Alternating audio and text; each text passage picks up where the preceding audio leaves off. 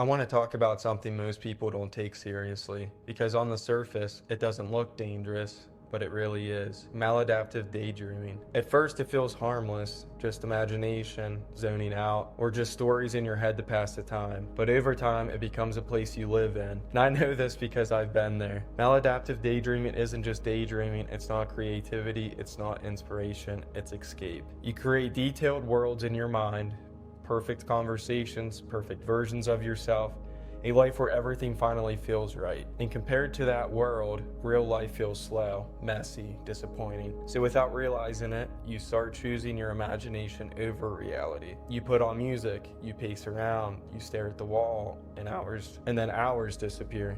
Not because you're lazy, but because escaping feels easier than facing what's in front of you. It's easier to imagine things in your perfect reality that you're daydreaming about than to actually go out and experience the complications that come with actually achieving your dreams. The problem is your real life doesn't pause while you escape it. Time keeps moving, opportunities pass, habits form, and slowly motivation fades. At first it might feel like you're achieving them because the motivation is strong, but once you keep on daydreaming about the same thing and the outcome, and you just keep on pondering on it, eventually that motivation fades and it dulls, and then you just daydream about another desire, and then the cycle just repeats. Maladaptive daydreaming trains your brain to avoid discomfort. Whenever life feels boring, you escape. Whenever it feels painful, you escape. Whenever life feels uncertain, you escape. And instead of growing through discomfort, you would avoid it. But growth only happens in discomfort. God doesn't work in the fantasy you created. He works in reality. And that's the hardest part to accept, because reality requires effort, it requires patience, and it requires faith. Your imagination gives you instant fulfillment. Reality asks you to wait. Daydreaming on hours on end slowly rewires your expectations. You begin to expect life to feel as exciting as your thoughts, as meaningful as your fantasies. As soon as I would wake up on the weekends, I would literally lay there and just daydream for like an hour and a half. It feels fulfilling because it's just a fantasy. Eventually, after doing maladaptive daydreaming, it slowly steals your confidence. And it does that because you start identifying more with who you are in your fantasies than who you are in real life. When you sit there for an hour and you visualize the perfect life, everything's going right, everything's going good, and then you wake up back to reality and it's just challenging and you don't have it there and you want it right now, instantly, that's where your confidence starts to go. And honestly, after a while, it feels like you're out of control and then you don't have control. So it starts by you have full control to eventually you don't have control, because it's not real life, it's fantasy. Now I want to talk about ways how you can overcome this problem. I would say to overcome this habit is to ground yourself in the moment. You limit the triggers like music, pacing, isolation. You choose presence over perfection. And most importantly, you invite God into your real life, not your fantasy life. You take action even when motivation isn't there. That's what discipline's for. It's built in small, boring obedience. And I'll say this very clearly. Your purpose is not hiding in your daydreams. It's hiding in the life you keep avoiding. The discipline you need to build, the calling that requires patience.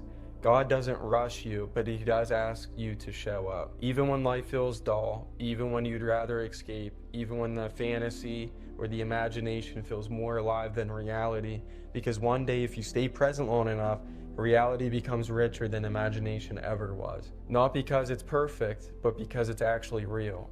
And that's where God moves. Now, what's the problem with maladaptive daydreaming? Most people think it's just having a vivid imagination or zoning out a little too much. But psychologically, maladaptive daydreaming is closer to behavioral avoidance and creativity. It's the brain's way of coping with unmet emotional needs. Basically, it's a coping mechanism. Your brain releases dopamine when you daydream, the same chemical involved in motivation and reward. That means your brain starts associating fantasy with comfort, excitement, and control. Real life, on the other hand, feels unpredictable. It has friction, it has uncertainty, and it doesn't give instant emotional payoff. So over time, the brain learns something dangerous. Escape feels better than engagement. Maladaptive daydreaming becomes a habit loop. Trigger, escape, relief.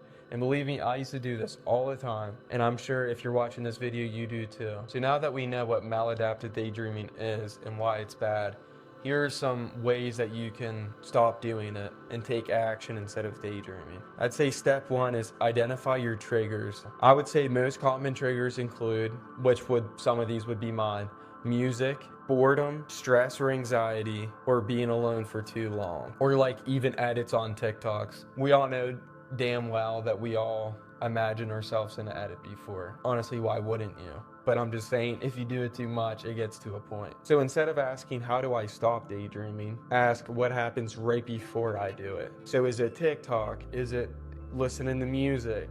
Awareness breaks automatic behavior. So basically, it started out as an atomic habit, but now it's an actual habit. You don't need to remove all the triggers immediately. As long as you acknowledge and you notice them, that's honestly step one, and that is really, you already made it so far. As long as you recognize the patterns, you're all right. Step two would be shrink the gap between fantasy and reality. One reason maladaptive daydreaming hurts so much is the gap it creates between who you imagine being and who you are right now. Psychologically, large identity gaps create shame and paralysis. So instead of chasing the fantasy version of yourself, take tiny real-world actions that align with it. If you imagine yourself being disciplined, do 5 minutes of something difficult.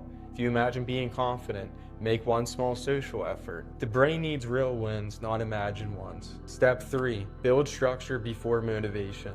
Motivation comes after action, not before. Maladaptive daydreaming thrives in unstructured time. It thrives in unstructured times because you can do it whenever you want, whenever you feel bored, whenever you feel lonely, whenever you feel stressed. What do you want to do? You just want to go imagine the perfect life. But in reality, your life is just unstructured. You need to structure your plans, your goals, and take action towards them.